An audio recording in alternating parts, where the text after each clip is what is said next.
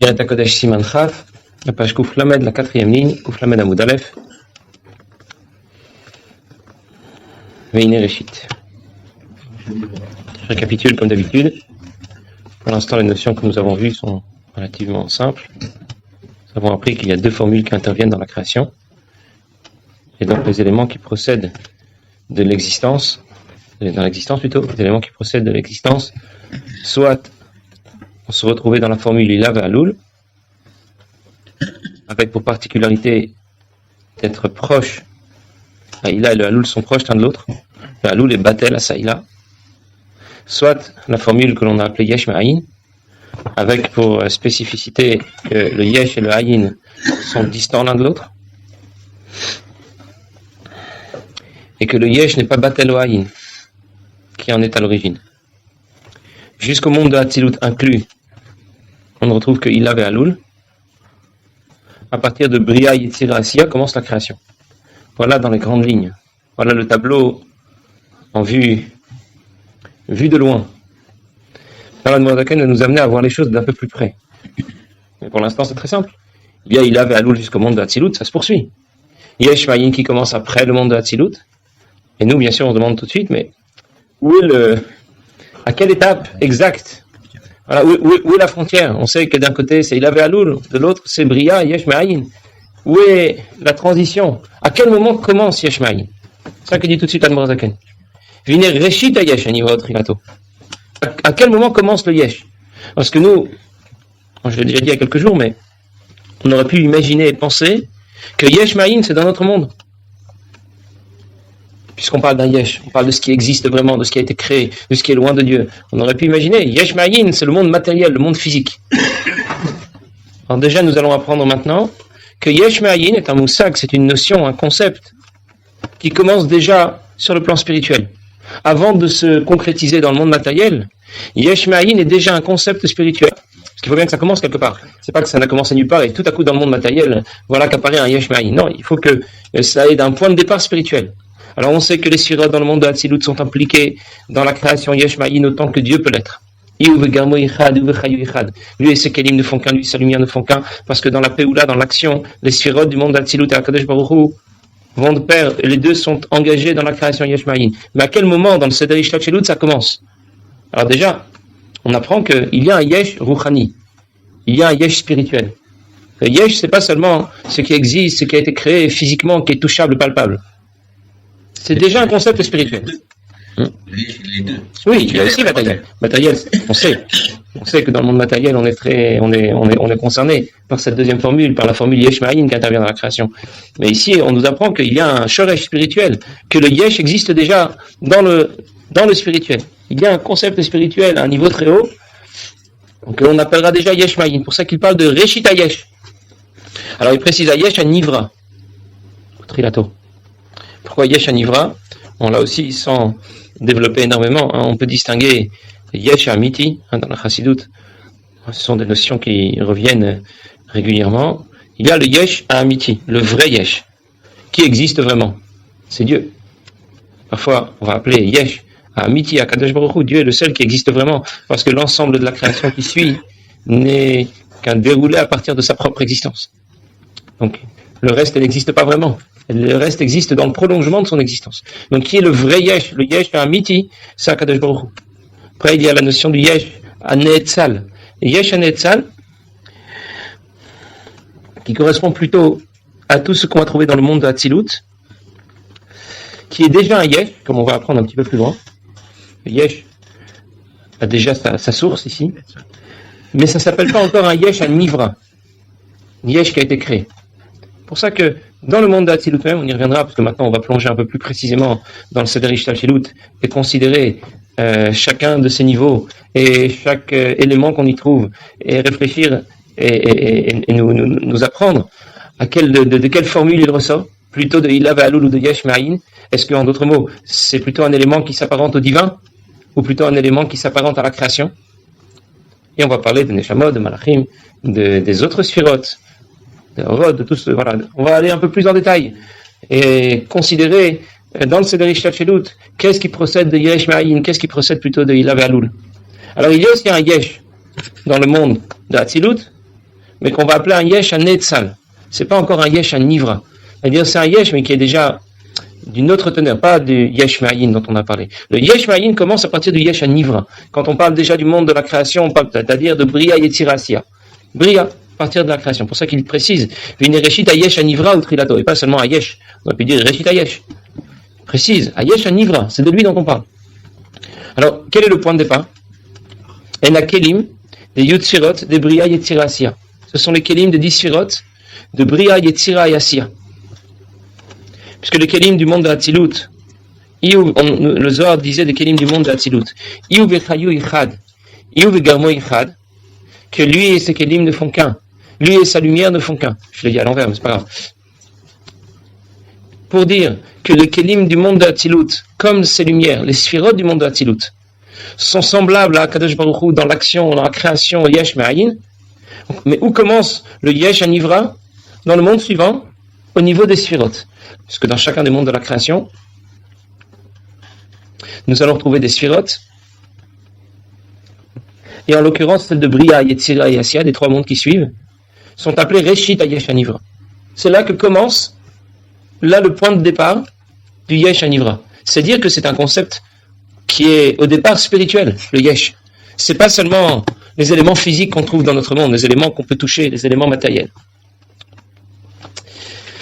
Juste pour qu'on comprenne les quelques mots qui vont suivre, il faut toujours se rappeler le parallèle que l'on fait entre le gouf et le nefesh, et la lumière et les kelim des différents mondes de la création. De la même façon que la neshama, c'est ce qu'il y a de plus spirituel en nous, et qui vient apporter au corps la vie et l'énergie dont il a besoin pour exister et fonctionner. De la même façon, dans l'ensemble des mondes de la création, à partir de Bria Yetzira Asiya au moins, bien on va parler de la Neshama de ce monde et des Kelim. Gouv et Nefesh, c'est sont en parallèle. C'est l'exemple. Le Gouv et Nefesh, c'est l'exemple pour la lumière et les Kelim. La lumière qui vient intégrer les Kelim et qui forme les Sphirot dans le monde d'Hatzilut.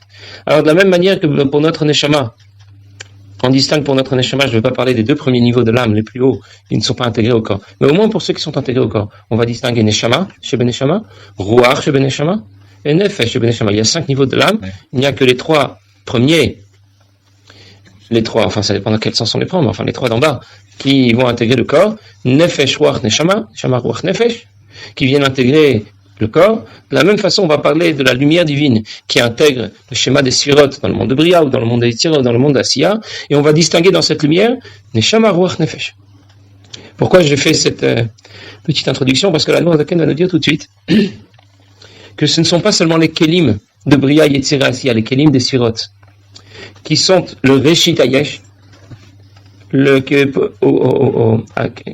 pour lesquels on va retrouver le concept de Yesh Anivra, mais même Nefesh et Ruach, qui sont déjà plutôt de la lumière, Nefesh et Ruach sont aussi Reshit Hayesh.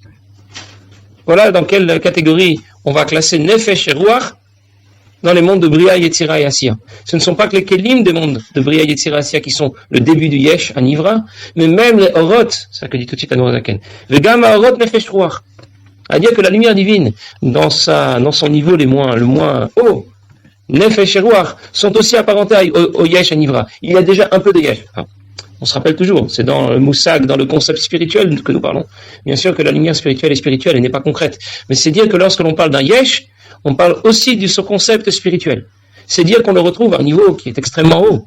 Pas seulement, on aurait pu dire, oui, le Yesh Anivra, bon, ça commence peut-être avec les Malachim, avec le gouffre de Malachim au moins. Même dans un concept spirituel aussi haut, que soit les Sphirot des mondes de Bria Yetzira Asiya, encore plus, Nefesh et Ruach des mondes de Bria Yetzira Asiya sont aussi associés au concept de Yesh Me'ayin, c'est le Reshit Hayesh. Venivreu, Miprinat Aneshama, des Sphirot de Bria Yetzira Asiya chez Olokut, ils ont été créés maintenant, la création commence, Yesh Me'ayin, qui est intervenu dans la création, Neshama des 10 Sphirot de Bria Yetzira Asiya, et Neshama c'est déjà Elokut. Neshama c'est déjà divin, c'est-à-dire que, je vais dire les choses autrement, le sentiment d'exister C'est un sentiment que nous, à notre niveau, nous développons énormément. J'existe, il n'y a rien d'autre que moi. Je suis, rien ne m'a précédé, j'ai toujours été là, je serai là toujours. Ce manque de bitoul n'est pas seulement affirmé avec tellement de force dans notre monde, il commence déjà au niveau des sphirotes et des orotes et des lumières, Ruach et Nefesh, des mondes de Bria Yetzira Asiya. Donc dans la catégorie Yesh Me'ayin, on est rentré un peu plus profondément avant d'apprendre le shiur d'aujourd'hui, on avait seulement pensé que Ila Ve'alul, ça concerne jusqu'au monde de Hatzilut inclus. On peut se poursuivre, mais c'est surtout jusqu'au monde de Hatzilut inclus. Yesh Me'ayin, ça commence à partir de Bria Yetzira Asiya. Maintenant, on fait un focus ici sur le passage, sur la transition du monde de Hatzilut jusqu'au monde de Bria Yetzira Asiya, et on découvre qu'en faisant un petit agrandissement ici, au niveau des sphirotes et des orotes qui viennent gérer les mondes de Bria Yetzira Asiya, on a pu faire la différence entre Neshama de Bria Yetzira Asiya, qui était le Kout, on vient de dire Admor Zaken, ça c'est chez où le Kout, ça c'est déjà divin, et c'est en mesure de créer Yesh Me'ayin, c'est plutôt dans le prolongement de la création, Yesh Me'ayin, chez où le Kout. Et d'autre part, les sphirotes, les kelim de Bria Yetzira Asiya, ainsi que les orotes, les lumières, qui sont d'un niveau moins haut que Neshama, orot, Nefesh et Ruach, qui elles ont été classées dans la catégorie Yesh Me'ayin. Ça ne veut pas dire que cette lumière, encore une fois, appartient au Yesh concret, mais c'est le début du concept de Yesh Me'ayin qui commence à ce niveau. On a grandi encore un peu plus notre focus là sur ce qui se passe à ce niveau. Vehen alamet kelim de malchut de Hatzilut.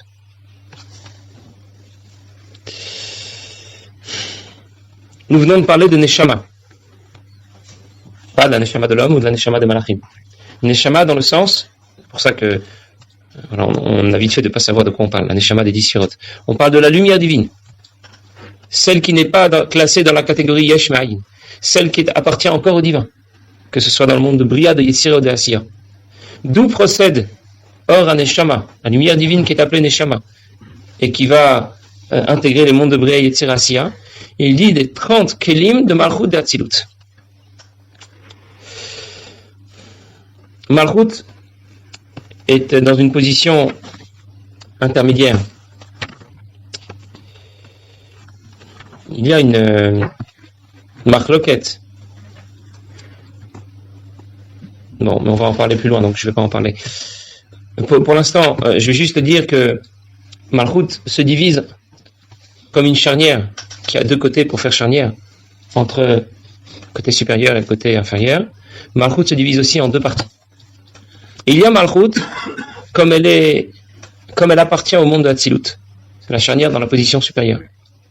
Et on l'appelle les 30 kelim de Malchut d'Hatzilut. Je vais dire tout de suite pourquoi 30 kelim. Et puis ensuite, il y a Malchut dans la charnière dans la position inférieure. Et là, on va en parler un peu plus loin. Je ne développe pas pour l'instant. Malchut qui devient ce qu'on va appeler Atik de Bria Yetzira Asiya. Atik fait référence à Keter. Ça veut dire que Malchut peut être, en d'autres mots, le point de départ de Bria Yetzira Asiya ou le point d'arrivée de Hatzilut et de ce qui précède. Pour l'instant, nous parlons de Malchut dans sa partie supérieure. On appelle les 30 kelim de Malchut de Hatzilut parce qu'on va distinguer. Pourquoi 30 kelim? Nous savons que chaque sphira se décompose en 10, comme on le cite dans Sfirat HaOmer. De la même façon qu'il y a 10 sphirotes, Chorma, Bin, Hadat, etc. Et bien pour chaque sphira, on va distinguer Chesed chez Malchut, Gvura chez Malchut, etc. Les 10 mêmes sphirotes se retrouvent dans le schéma de chaque sphira. Donc Malchut se subdivise en 10. Maintenant, chaque Keli se subdivise lui-même en 3. On va distinguer le Pnimiut Akelim, le Keli dans sa partie profonde, Emtsaut Akelim, le Keli dans sa partie intermédiaire, Chitzoniut Akelim, le Keli dans sa partie la plus extérieure. Parce que chaque Keli n'est pas qu'un Keli qui vient recevoir, contenir. Il le reçoit et puis il le redistribue. Mais il le redistribue en fonction de ce qu'il est. Chesed va distribuer une lumière qui sera marquée par la sphira de Chesed. La même chose pour Gvura. Donc chaque Keli a un aspect profond qui fait le lien avec la Ila qui l'a précédé, un Tor, un milieu qui va lui donner donc ses caractéristiques, comme l'eau qui va intégrer un keli et qui va, même si l'eau est incolore, eh bien, elle va prendre la couleur du keli dans lequel elle est passée. Et ensuite, un côté Chitzoniut HaKelim, c'est déjà l'ouverture vers le bas qui va apporter au niveau suivant la lumière qui lui a été transmise. Bon, je reprends maintenant que j'ai fait cette petite introduction sur Malchut et les 30 Kelim du monde de Hatzilut. Ici, la Noazaken nous a dit Chez Elokut Venalamet Kelim de Malchut de Hatzilut. Neshama des 10 sphirotes du monde de Bria Yetzira Asiya, c'est Elokut. Ce n'est pas Yesh Anivra. C'est déjà divin. Ça reste divin. Nefesh et Ruach, c'est déjà Yesh Anivra. Les Kelim des sphirotes du monde de Bria Yetzira Asiya, c'est déjà classé dans la catégorie Yesh Anivra. Neshama de Bria Yetzira Asiya, c'est Elokut. D'où vient Neshama du monde de Bria Yetzira Asiya? D'où elle procède? Des 30 Kelim de Malchut d'Atzilut. 30 Kelim de Malchut d'Atzilut, ça veut dire de Malchut dans sa partie supérieure. Parce que Malchut dans sa partie inférieure ne procédera pas du divin en pleine puissance. Elle est déjà impliquée dans la création. On dira un peu plus loin que c'est là que commence, pour l'essentiel, le Yesh Anivra. C'est-à-dire que, pour l'instant, nous parlons du point de départ. Le point de départ, ça ne veut pas dire que c'est le point essentiel. C'est juste un point de départ. Le point de départ, ce sont les Kelim de Bria Yetzira Asiya, les Orod Venefesh. Mais le point essentiel, à partir duquel le Moussag, le concept de Yesh, où essentiellement je le retrouve, dans Malchut qui devient Atik de Bria, Malchut dans sa partie inférieure. C'est là que je pourrais dire que c'est Ikar Yesh Anivra. Là, on ne parle pas de cela. Pour l'instant, on parle du Reshit Yesh Anivra. On parle du point de départ. Avant de parler, quelques jours, de Ikar Yesh Anivra. Ok. La seule difficulté pour nous dans ce que nous apprenons, c'est que toutes les notions que la Noazaken développe ici sont très virtuelles et abstraites. En réalité, je vais reprendre et c'est très simple. Comme ça, on essaie de terminer et de faire de l'ordre. Dans le Seder Ishtal Shelut, il faut toujours faire du Seder. Deux formules qui interviennent dans la création. Il avait Aloul jusqu'au monde de Hatzilut. Yesh Maïn à partir de Bria Yetzira Asiya. On regarde un peu plus près et on trouve Yesh Anivra. Ça commence, point de départ. Nefesh et Ruach de Bria Yetzira Asiya. Les Kelim des Sphirot de Bria Yetzira Asiya. C'est le point de départ de Yesh Anivra. Par contre, Neshama, les Orot Neshama de Bria Yetzira Asiya, eux sont déjà associés au divin. Malchut, dans sa partie supérieure, c'est encore associé au divin. Le Yesh Anivra ne commence pas à partir de Neshama de Bria Yetzira Asiya, ni même à partir de Malchut, des 30 Kelim de Malchut de Hatzilut. À ce niveau, on ne parle pas encore de Yesh Anivra. On peut parler uniquement de Elokut. On ne peut parler que de divin.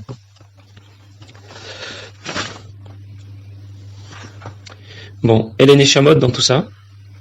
Alors on verra à partir de demain qu'il y a une troisième catégorie. Pour l'instant, c'était assez simple.